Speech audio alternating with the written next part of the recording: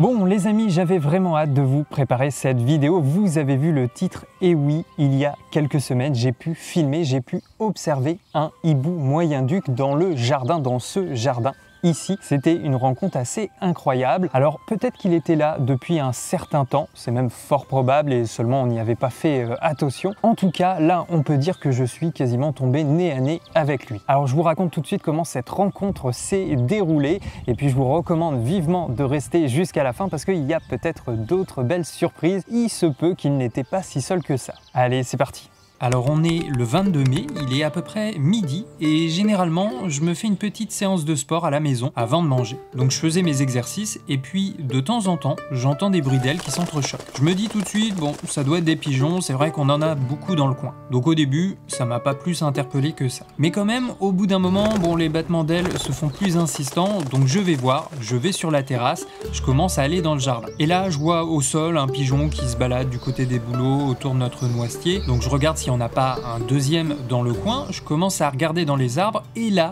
juste à côté du noisetier, on a 3 bouleaux qui ont plutôt à cette période un bon feuillage et là je vois une forme dans l'arbre, sur une branche en hauteur. Je me dis au début c'est un pigeon, mais quand même j'ai un petit doute, je vois des formes, voilà, des textures, ça correspond pas totalement au pigeon. Donc je commence à m'approcher, mais dans le doute je me dis bon s'il y a quelque chose on va éviter de l'effrayer, donc je repars rapidement dans la maison et je vais chercher les jumelles. Et là voilà, c'est la surprise, c'est clairement pas un pigeon, c'est plus gros. Alors au début je le vois de dos et puis après il commence à bouger, il fait sa toilette, on voit bien les yeux et là plus de doute, c'est bien un rapace. Alors là tout de suite dans le moment, après on a envie de l'identifier, savoir quelle espèce on a sous les yeux, est-ce que c'est un hibou, une chouette? Alors déjà la première chose qui trompe pas, la chouette elle n'a pas d'aigrettes. Tu sais les aigrettes c'est ces petites touffes de plumes, ces sortes d'antennes de chaque côté de sa tête, ça ressemble à des oreilles mais ça n'en est pas. Et là clairement on le voit, notre individu il possède des aigrettes, on les voit particulièrement quand l'animal est attentif ou stressé, donc il n'y a plus de doute, c'est bien un hibou. Et puis après quelques recherches sur internet dans les livres, il se trouve que c'est un hibou moyen-duc. Il a une face assez reconnaissable et je trouve qu'il est très impressionnant, voire même un peu intimidant, surtout quand il te fixe avec ses yeux. Alors il a un plumage très mimétique, il se fond vraiment bien dans le décor. Dès qu'il est sur une branche proche d'un tronc, il n'est pas évident à observer. Mais là vraiment le coup de chance, il est au bon endroit. En fait il y a un petit trou dans le feuillage et le meilleur point de vue pour l'observer, c'est vraiment de chez nous au sol, là au niveau de la terrasse. Ce qui fait du coup j'ai pu l'observer de l'intérieur. J'ai ouvert la fenêtre qui donne sur cet arbre et j'ai pu l'observer comme ça de manière un peu plus discrète. Alors il m'a vu évidemment, mais on va dire qu'il ne me voyait pas trop comme une menace. Voilà, vraiment un moment, une rencontre exceptionnelle. Alors au début je voulais pas le quitter des yeux, je voulais vraiment faire un maximum de plans parce que j'avais peur qu'il parte d'une minute à l'autre. Mais en fait non, pas du tout, il est vraiment resté toute l'après-midi voilà, sur sa branche, dans le même arbre, sans vraiment bouger. Et ça en fait c'est souvent leur comportement pendant la journée, ils vont se trouver un conifère pour se cacher et puis ils vont rester quasiment toute la journée sur leur branche, soit à faire un peu de toilette, à surveiller quand même, mais voilà, essentiellement pour se reposer.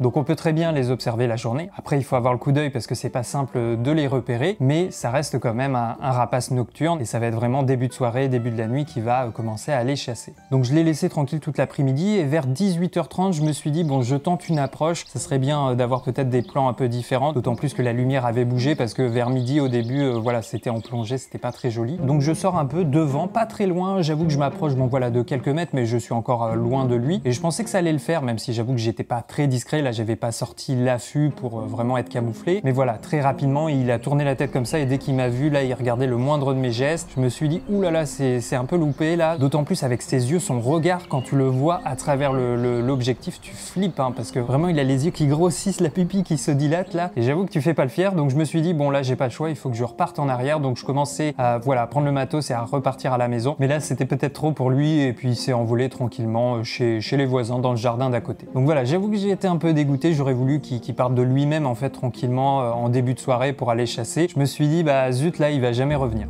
Mais comme je vous disais en début de vidéo, l'histoire ne s'arrête pas là, on a une autre surprise. On est le 24 mai, donc 2 jours plus tard, en début de soirée, et là avec ma sœur, on entend des cris à l'extérieur, c'est des petits cris un peu stridents. En plus ma sœur me dit qu'elle a vu quelque chose, un battement d'aile dans un arbre, donc on vérifie, on sort les jumelles, on sort le téléobjectif. Et là au bout d'un moment, dans le grand sapin en face de nous, on voit des petites têtes de temps en temps qui sortent des branches. Alors à l'œil, on voit quasiment rien, mais avec le téléobjectif, il n'y a pas de doute, on voit une tête qui s'agite dans tous les sens et il a un gros corps avec du duvet. Et là, la première chose qui nous vient à l'esprit, on se dit, bah c'est peut-être les petits du hibou. Donc on vérifie sur internet, on compare les cris, on regarde un petit peu à quoi ils ressemblent, et c'est exactement ça, c'est bien des hiboux moyen-duc juvéniles. Et donc le soir, on les voit un peu plus, ils commencent à grimper, à monter comme ça dans l'arbre, ils attendent simplement le retour des parents, hein. Je pense d'ailleurs que c'est le mâle qui va chasser. Et justement, en plus, le même soir, on a un des parents qui arrive avec une proie, il la donne à un des petits, on dirait voilà un petit mulot, un petit campagnol.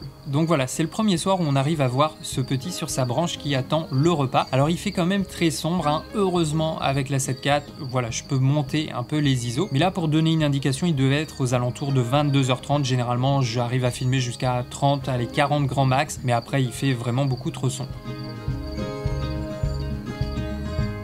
Donc tu vois, le soir, je suis ici, à l'étage. On a cette grande fenêtre qui donne justement sur le sapin d'en face où on a pu observer le hibou moyen-duc avec ses petits. Et donc là, je suis au téléobjectif, donc c'est le 200-600. Je vais vous parler un peu du matériel en fin de vidéo. Et du coup, là, l'angle est très bien. Je suis même un peu plus en hauteur parce qu'ils sont quand même assez hauts dans l'arbre. Donc si je veux pas être sur une contre-plongée totale à l'étage, c'est très bien. Donc voilà, depuis quelques semaines avec ma sœur, on se donne rendez-vous le soir ici pour observer les rapaces et la vie de notre jardin en début de soirée. Alors le lendemain, même heure, on commence à entendre les cris des petits vers 22h15, parfois 22h quand ils sont un peu en avance. Et là c'est assez marrant, ils montent progressivement de branche en branche, ils savent pas encore totalement voler, mais ils sont capables de faire des petits sauts en s'aidant de leurs ailes, et comme ça ils montent presque à la cime du sapin en attendant le retour des parents. Alors là je filmais encore en mode portrait parce que je pensais juste faire quelques stories sur Instagram, mais finalement ça m'a donné envie de faire une vidéo YouTube. Là on peut voir un des adultes qui vient de rapporter une proie à ses petits. Généralement il attend quelques secondes, il regarde que voilà, il n'y a pas de danger autour et puis il repart à la chasse.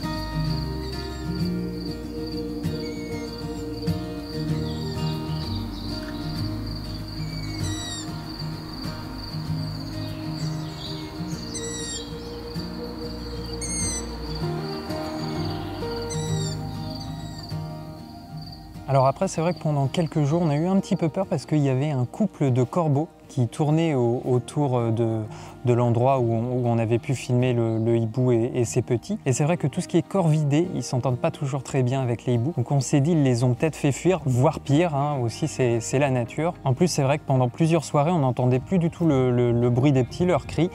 Donc c'est vrai qu'on commençait un peu à s'inquiéter. Et il y a quand même un soir où j'ai juste revu l'adulte sur une des branches. Donc voilà, ça m'a un peu rassuré, ils avaient l'air d'être toujours dans le coin. Ensuite, 2 jours plus tard, donc c'est le début de soirée, je suis toujours à la fenêtre, à l'étage, pour espérer voir ou entendre les petits hiboux. Alors les corbeaux sont toujours dans les parages, on sait pas trop ce qu'ils sont en train de faire, est-ce qu'ils font un nid, je sais pas. En tout cas, on a une magnifique pleine lune et je commence à entendre le cri des petits. Je les vois pas, mais on entend bien le cri. Alors comme j'avais fait déjà beaucoup de plans sur les derniers jours, je me dis, bon bah je vais changer un peu de point de vue, je vais marcher un peu dans le jardin, il est environ 22h15. Alors je fais attention de pas marcher sur l'individu qui fera d'ailleurs l'objet du prochain épisode. Vous voyez certainement de qui je veux parler si vous avez suivi mes stories sur Instagram. Donc j'entends toujours les cris, j'essaye de regarder un peu partout avec les jumelles et là au bout d'un moment je vois un petit sur une des branches du sapin, mais pas à l'endroit habituel, mais sur le sapin d'à côté qui est peut-être à une vingtaine de mètres en fait dans le jardin d'un de nos voisins. Donc je cours chercher ma caméra et là effectivement il est bien là, on le reconnaît, il attend le repas. Alors je trouvais même qu'il avait l'air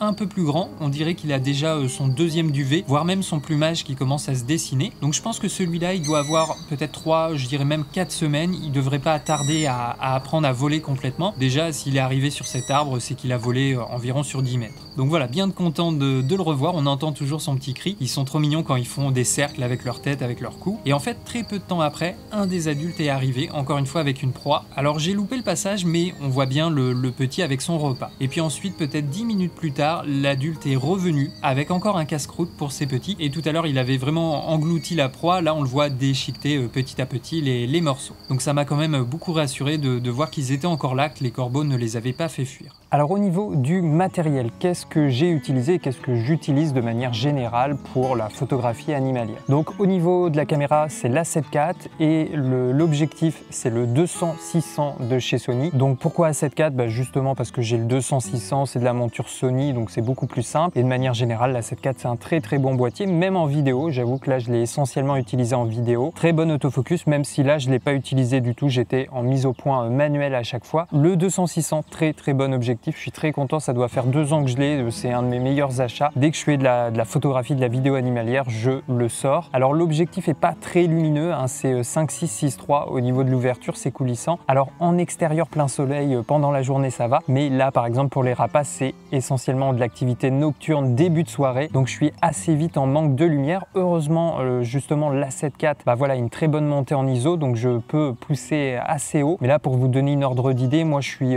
installé près vers 22 h et les juvéniles, les jeunes hiboux moyen-duc, ils commencent à apparaître vers 22 h 15, 22 h 20 parfois, 22 h 30, donc il fait déjà très sombre à ce moment-là. Heureusement, je pousse avec les ISO, donc au début je monte à 12 800 et puis je finis aux alentours de 25 600. Je considère que ça passe encore pour quelque chose où on voit quasiment plus rien, hein. Ça m'arrive aussi de descendre un peu le shutter, je passe d'1,50 à 1,40. Bon, le flou de mouvement augmente un peu, mais ça me permet de gagner un tiers de diaph. Alors évidemment, ensuite très important, on a le trépied, donc je vous ai déjà fait une vidéo dessus, c'est le TMA 27C de chez Benro, donc trépied carbone mais quand même assez solide pour être bien stable. Et puis la tête pendulaire, pareil, je voulais tester, c'est la GH5C, vraiment très bonne qualité. Après ça reste une tête pendulaire, donc c'est essentiellement fait pour de la photographie. Moi je l'utilise également en vidéo, mais du coup on n'a pas de friction pour avoir une résistance quand on fait des mouvements, voilà, pour faire des suivis. C'est pour ça qu'un jour ou prochainement j'investirai dans un gros trépied vidéo avec une bonne rotule pour justement faire beaucoup plus de vidéos animalières, notamment si vous regardez les making-of de documentaires animaliers, voilà, quand ils sortent leur RED, leur grosse caméra, généralement le trépied et la rotule est également énorme parce qu'évidemment avec des focales très longues, la moindre secousse, la moindre prise au vent, tu vas avoir des vibrations. Au niveau du micro, j'ai le Rode Vidéo NTG, voilà, très bon micro, c'est du Rode, c'est une valeur sûre. Et ça m'est arrivé aussi de sortir le Zoom M3, mais plutôt en tant qu'enregistreur indépendant. Celui que j'ai testé il n'y a pas longtemps, là, le MicTrack, super micro, ça me permet de faire des sons d'ambiance, voilà, de manière un petit peu indépendant. Quand je sais que la qualité sera pas forcément très bonne à partir du boîtier, je rajouterai voilà, ces sons d'ambiance que j'aurais pris avec le Zoom M3. D'ailleurs, je vous ai mis en description tous les liens des produits que j'ai utilisés dans cette vidéo. J'ai mis des liens chez IPLN. Je commence à communiquer pour eux. Bon, vous les connaissez, c'est la boutique lyonnaise, hein, évidemment, c'est français. Le service client est très réactif et les expéditions vraiment rapides. J'ai un très bon contact avec eux, donc je vais en parler beaucoup plus souvent en vidéo. Vous le savez, la meilleure façon pour soutenir mon activité, c'est via l'affiliation. Quand vous achetez du matériel photo ou vidéo, si vous passez par IPLN, vous pouvez rentrer donc le code Benjamin. Ça vous coûte pas plus cher, mais c'est un geste hyper important pour les créateurs, donc vous avez envie de soutenir le travail. Donc voilà pour ce format nature animaux. Je le considère comme le premier épisode. J'avais déjà fait des vidéos comme ça, mais j'ai envie de lancer une série un petit peu plus sur le long terme, vous parler des rencontres, des bons moments en nature avec les animaux. Alors déjà le deuxième épisode, je peux vous le spoiler, hein, pour ceux qui me suivent sur Instagram, vous avez dû voir les stories, ça sera sur le hérisson. Oui, on a un hérisson depuis quelques temps et je peux vous dire, j'ai déjà fait vraiment de superbes plans. Donc là encore, il y a suffisamment de matière pour que je vous fasse un épisode dessus. Alors en attendant, moi je vais continuer d'observer et de filmer nos amis les hiboux moyen-duc. Et puis si jamais il y a du changement ou il s'est passé des choses intéressantes, eh bien je vous ferai certainement un autre épisode pour vous tenir au courant. Voilà, ça fait du bien de faire ce genre de vidéo qui est un petit peu plus calme dans l'ensemble, même si avec les animaux, il y a toujours beaucoup d'émotions. N'hésitez pas à passer dans les commentaires pour donner votre avis. Et puis d'ailleurs, racontez-nous vos histoires. Est-ce que vous avez déjà eu un couple de hiboux moyen-duc dans votre jardin ou pas très loin? Est-ce que vous avez pu pu observer des petits. Voilà, c'est toujours sympa si on peut échanger autour de ce sujet. C'est vrai qu'on peut penser qu'il faut être au milieu de la forêt pour observer